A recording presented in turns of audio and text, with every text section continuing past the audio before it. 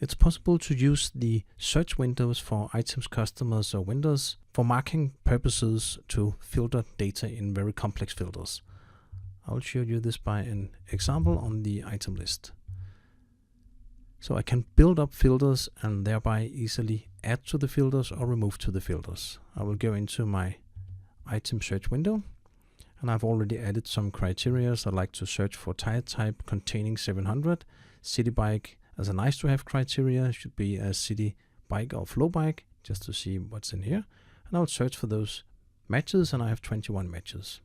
I can select all of those matches and maybe run through the list to see if there's manually something that I'd like to take out of the search. For instance, my street bike. I'm not going to add my street bike to the search. And for my process up here, I can add those marks. This means I will create a filter on the item list on the field marked by user and put my initials into that filter. This means that more than one user at the same time can create filters like this. Now on this list I can see I have my small tire, the thin one, and I have the very thick tire. And I'm going to work with the data set of item where I want to exclude those items containing those two. I can see some of it on the list here, but some of the items up here might also contain items or criteria with those tire sizes, and I'd like to remove that. So again, I can go into my item search, and now I'd like to find all the items that are 45mm wide and search for those.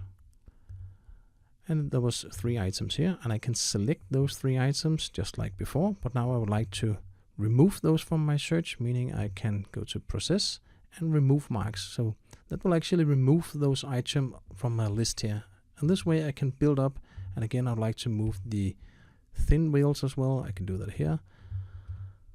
And of course I could do this same exercise on customers and vendors, etc. And I can build up criteria in this way and build up a list for complex data. Again, I would like to take all of those out of the search equation, remove marks.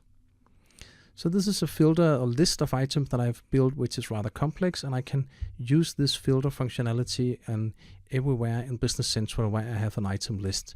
I can filter with this filter here.